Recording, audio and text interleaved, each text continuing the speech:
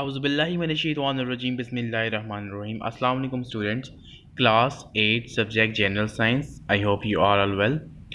आज हम लोग अपना चैप्टर नंबर 9 स्टार्ट करेंगे नेक्स्ट टर्म का, और चैप्टर है हमारे पास sources and effects of heat energy. इस चैप्टर में हम लोगों ने हीट एनर्जी के सोर्सेज के बारे में पढ़ना है और उसके इफ़ेक्ट्स के बारे में पढ़ना है। ठीक है, तो जो मेन टॉपिक्स हमने इस चैप्टर में पढ़ने हैं वो कौन कौन से टॉपिक हैं। सबसे पहले तो हम लोगों ने इसमें सोर्सेज ऑफ हीट के सोर्सेज के बारे में पढ़ना है। उसके बाद हमने इफ़ेक्ट्स ऑफ हीट, मतलब कि हीट से क्या क्या इफ़ेक्ट्स होते हैं उसके बारे में स्टडी करना है। उसके बाद हमने applications of expansion and contraction of solids. ठीक है, हमने एप्लीकेशंस पढ़नी है एक्सपेंशन और कॉन्ट्रैक्शन की। एक्सपेंशन और कॉन्ट्रैक्शन क्या होती है वो हम चैप्टर में डिटेल से पढ़ेंगे कि एक्सपेंशन जब चीज़ को हीट किया जाता है तो वो एक्सपैंड होती है, जब वो कूल डाउन होती है तो वो कॉन्ट्रैक्ट होती है। तो इसको हम डिटेल से चैप्टर के अंदर पढ़ेंगे। उसके बाद नेक्स्ट टॉपिक हम होगा हमारे पास uses of expansion and contraction of liquid. ठीक है, लिक्विड्स की एक्सपेंशन और कॉन्ट्रैक्शन के क्या यूजेस हैं हम वो स्टडी करेंगे। And in the last peculiar behaviour of water, कि वाटर है पिकुलर क्या उसका बिहेवियर होता है। ठीक है, वाटर एक वाइड वो सब्सटेंस है जो क्या तीनों स्टेट्स में पाया जाता है, सॉलिड में भी, लिक्विड में भी और गैस में भी। तो चलते हैं हम अपने चैप्टर की तरफ। Chapter number 9 sources and effects of heat energy. ठीक है, तो जो और मेन इसकी टॉपिक्स हैं वो मैं आपको पहले ही बता चुका हूँ। ठीक है, हम अपनी रीडिंग स्टार्ट करते हैं। Heat is an essential requirement for life. ठीक है, ज़िंदगी के लिए हीट जो है गर्माइश बहुत ज़रूरी है। In addition to keeping our bodies warm we need heat for ripening crops and fruits, keeping the earth environment warm, melting of ice and mountains in the preparation of large number of industries products. ठीक है, तो सबसे पहले जो चीज़ है कि हमें अपनी बॉडी को वार्म रखने के लिए बहुत ज़रूरी होता है। ठीक है, we need heat for the ripening of crops, क्योंकि क्रॉप्स को प्रॉपरली ग्रो करने के लिए हमें उसको प्रॉपर हीट देनी पड़ती है। फ्रूट्स को, keeping the earth environment warm, हमें ज़मीन का अर्थ वो रिक्वायर्ड उसको टेम्परेचर मेंटेन रखना पड़ता है। Melting of ice on mountains and in the जो जब हीट थोड़ी मॉडरेट रहती है तो क्या होता है कि जो माउंटेन्स ग्लेशियर्स होते हैं उसमें से वाटर पिघलता है, उसी से हम लोगों को फ्रेश वाटर मिलता है। And the preparation of large number of industrial product, और इंडस्ट्रियल प्रोडक्ट भी काफ़ी प्रोडक्शन में वाटर इस्तेमाल हीट जो है वो इस्तेमाल होती है।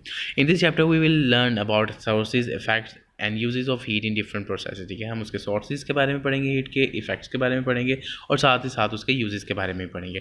तो पहला टॉपिक है हमारे पास यहाँ पे sources of heat. Sun is the biggest source of heat. Sun heat reaches the earth in the form of radiation. Solar radiation keep the earth environment warm at a suitable temperature for the survival of life. ठीक है, तो सबसे बड़ा जो heat का source है हमारे पास वो कौन सा है, वो सूरज है। सूरज की जो हीट दुनिया ज़मीन तक पहुंच रही है वो in the form of radiation, शुआओं की फॉर्म में पहुंच रही है।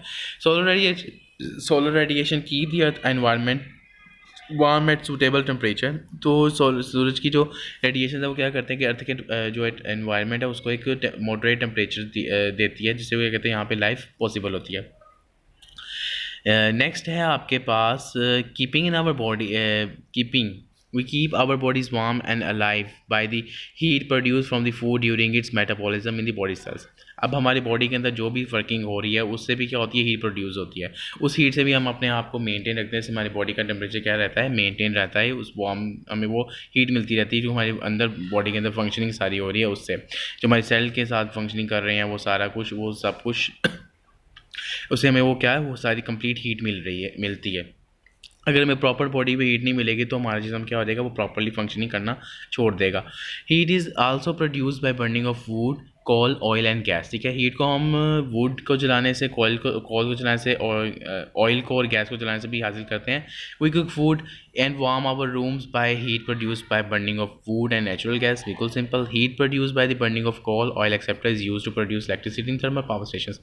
थर्मल पावर स्टेशन में हम लोग हीट प्रोड्यूस करते हैं किस through, coal and oil. Next है आपके पास electricity is also use to produce heat. Electricity को हम लोग हीट प्रोड्यूस करने के लिए इस्तेमाल करते हैं। ठीक है, इफेक्ट्स ऑफ हीट, अब हम चलते हैं इफेक्ट की तरफ इसके। All kind of material objects are made up of tiny particles such as atoms and molecules. जितने भी मटेरियल ऑब्जेक्ट्स होते हैं वो सारे क्या होते हैं, छोटे छोटे एटम्स और मॉलिक्यूल से मिलकर बने होते हैं। When an object is heated the object expands, this expansion thermal expansion, ठीक है। जब भी हम किसी चीज़ को हीट करते हैं तो क्या करती है, वो एक्सपैंड करती है, मतलब उसके जो एरिया होता है वो बढ़ता है। This expansion of material is called on heating is called thermal expansion. इसको क्या कहा जाता है, इस प्रोसेस को थर्मल एक्सपेंशन कहा जाता है। On the other hand when an object is cooled the object contracts, और दूसरी तरफ जब हम चीज़ को ठंडा करते हैं तो वो क्या होती है, वो कॉन्ट्रैक्ट होती है। This contraction of material is material objects is called thermal contraction. इस चीज़ को क्या कहा जाता है, थर्मल कॉन्ट्रैक्शन कहा जाता है। ये दोनों टॉपिक्स आपने अच्छी तरीके से याद रखने हैं, इन द फॉर्म ऑफ एमसीक्यूज भी आ सकते हैं और क्वेश्चन के तौर में भी पूछे जा सकते हैं। Thermal expansion and contraction of solids, ठीक है। तो सबसे पहले हमारे पास आ जाता है थर्मल एक्सपेंशन सॉलिड्स का, उसका एक्सपेंशन और कंट्रैक्शन। तो we know that material objects are made up of tiny particles, atoms and molecules, जिसके बारे में हम लोग पहले स्टडी कर चुके हैं कि तमाम ऑब्जेक्ट्स डिफरेंट स्मॉल एटम्स और मॉलिक्यूल्स से मिलकर बने हुए हैं। In solid object these particles are strongly packed with each other. Solids में क्या होता है कि यही पार्टिकल्स बहुत ज़्यादा स्ट्रॉन्गली एक दूसरे के साथ पैक्ड होते हैं, एक दूसरे के इनके अंदर जो वाइब्रेशन होती है वो बहुत ना होने के बराबर होती है। The motion of particle in solids is vibratory only, मतलब बिल्कुल वाइब्रेटरी होती है, बहुत जिस तरह आप कहते हो तो वाइब्रेट होती है, एक लहर से उसके अंदर फील होती है, वरना उसमें वो इतनी मूवमेंट नहीं होती है पार्टिकल्स के दरमियान। They move to and fro about the fix position when solids are heated, the vibration of motion of particles become fast and they begin to push each other further apart. जब हम किसी liquid solid को जब heat up करते हैं तो उसके दरमियान जो मोशन होती है पार्टिकल्स की, वो क्या होती है, वो फास्ट हो जाती है। इससे वो क्या कहते हैं, दूसरे को दूसरे की तरफ पुश करने में ज़्यादा फोर्स लगाते हैं। This result into expansion of solids. इससे क्या होता है कि वो जो सॉलिड है वो एक्सपैंड हो जाता है, उसका एरिया थोड़ा बढ़ जाता है। Similarly when the solids are cooled particles slow down and solids contract. और जब इसे ठंडा किया जाता है तो उसके पार्टिकल्स होते हैं, उसकी जो उसके अंदर जो टू एंड फ्रो मोशन हो रही होती है वो कम हो जाती है, और ये क्या हो जाते हैं, आपस में बिल्कुल एक दूसरे के साथ क्लोजली अटैच हो जाते हैं। इससे क्या होता है कि इसकी जो कॉन्ट्रैक्ट हो जाते हैं, इसका मतलब इसका जो एरिया बड़ा होता है पहले हीट करने से, वो क्या हो जाता है, वो कम हो जाता है। आगे कुछ एग्जांपल है हमारे पास कि हमारे पास एक बॉब है, उसको हमने एक मेटल से भी गुजारा है, ठीक है। अब हम एक बार उसको वैसे गुजारेंगे, वो उसमें से पास कर देगा। उसके बाद हम उस बॉब को क्या करेंगे, उसको हीट अप करेंगे। बॉब को हीट अप करेंगे तो फिर वो उस रॉड से पास नहीं करेगा। तो ये हमारे पास क्या है, एक एग्जांपल है। इससे क्या होता है कि बॉब को हीट अप करने के बाद क्या होता है, वो उसमें से पास नहीं करता, उसके क्या मतलब है, वो एक्सपैंड हो गया होता है उसका एरिया। नेक्स्ट है हमारे पास in activity we see that solid expand on heating and contract on cooling. हमें पता चल गया कि सॉलिड्स क्या होता है, हीट करने से एक्सपैंड होता है, कूल करने में कॉन्ट्रैक्ट होता है। The degree of expansion and contraction in solids depend upon the nature of substances. अब डिग्री मतलब कि कितना वो एक्सपैंड हो रहा है, कितना वो कॉन्ट्रैक्ट हो रहा है, डिपेंड करता है कि वो आपके पास किस नेचर का वो सॉलिड सब्सटेंस है। सम ऑफ सॉलिड्स एक्सपैंड और contract very little while and we may not notice the expansion और कॉन्ट्रैक्शन ऑन हीटिंग और कूलिंग, ठीक है। कुछ सॉलिड्स ऐसे होते हैं जो बहुत ज़्यादा कम कॉन्ट्रैक्ट और एक्सपैंड होते हैं। डिफरेंट मेटल्स एक्सपैंड और कॉन्ट्रैक्ट एट डिफरेंट रेट्स। जितने भी मेटल्स होते हैं वो डिफरेंट रेट्स पे कॉन्ट्रैक्ट और एक्सपैंड होते हैं। For example 1 metre brass rod increase 1 millimetre length when its temperature increase 100 degree. मतलब कि ब्रास रोड है आपके पास, उसको आपने जब हीट किया 100 डिग्री सेल्सियस तक, तो वो 1 मिलीमीटर तक लेंथ उसकी इंक्रीज होती है। जबकि आप आयरन रोड है, उसको जब आप हीट अप करते हो तो वो सेम हीट अप उसको जो 100 डिग्री सेल्सियस पे हीट करते हो तो उसमें कितनी एक्सपेंशन आती है, 0.6 मिलीमीटर, काफ़ी कम है for the same increase in temperature. तो अगली एक्टिविटी हमारे पास उसी में इसी तरह से ये है कि आपने क्या लिया कि मेटालिक बायो मेटालिक स्ट्रिप लिया, उसको एक बार आपने सिंपल मेजर किया, उसके बाद उसने आप अपने हीट करने के बाद लिया, तो उसको हीट करने के बाद वो क्या होगी, वो थोड़ी एक्सपैंड होगी। Thermal expansion of and contraction of liquids. Liquids में भी क्या होता है कि जब वो हीट अप होते हैं तो वो क्या होते हैं, एक्सपैंड होते हैं। जब कूलर होते हैं वो कॉन्ट्रैक्ट होते हैं।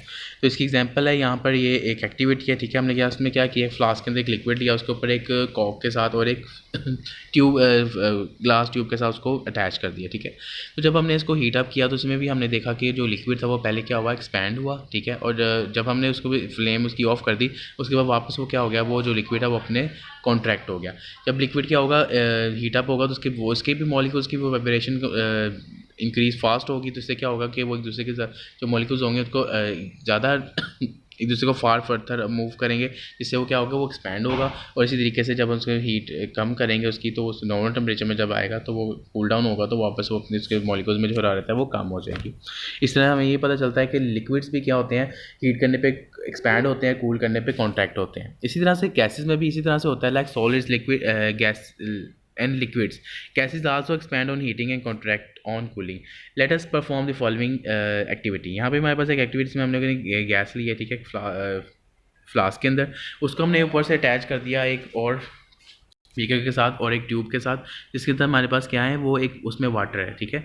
जब हमने इसको हीट अप किया तो हमारे जो बबल्स शो, इससे क्या होता है कि हमें पता चला कि वो हीट करने से वो जो गैस है वो एक्सपैंड हो रही है, ठीक है। उसी तरह जब हीट अप करेंगे तो वापस वो क्या होगी, वो कंट्रैक्ट होगी दोबारा से, उसी तरीके से जिस तरह सॉलिड और लिक्विड्स एक्सपैंड और कंट्रैक्ट होते हैं। This activity will make you learn that air in a flask expand on heating and leaves that flask producing bubble in water. On cooling, air inside the flask contract. As a result, the suction is created in the flask which pulls the water level in the glass tube up. ठीक है, उसी में glass tube का जब level होगा वो बढ़ेगा और कम होगा, उसी में पता चलेगा कि इसमें कॉन्ट्रैक्शन हो रही है और एक्सपेंशन और कंट्रैक्शन हो रही है. Do you know if air is filled into the car tires to the fullest in the evening, the tires may burst in the hot afternoon next day. This is because of expansion of air on getting heat from the surroundings. ठीक है, जब आपने tyres पे जो air बढ़ते हो, ठीक है, तो जब उसका वो टेम्परेचर नेक्स्ट डे अगर आप उसको बहुत हॉट टेम्परेचर में लेके चलते हो तो क्या होता है, उसके अंदर जो एक्सपेंशन होती है हीट की, उसके अंदर जो गैस होती है वो जब एक्सपैंड होती है, जब उसको प्रॉपर एरिया नहीं मिलता है तो क्या करता है वो आपका जो वो टायर होता है वो बर्स्ट हो जाता है, फट जाता है. इसके बाद हमारा जो नेक्स्ट टॉपिक होगा वो होगा application of expansion and contraction of solids. तो इंशाल्लाह हम अपने नेक्स्ट लेक्चर में स्टार्ट करेंगे. Thank you so much.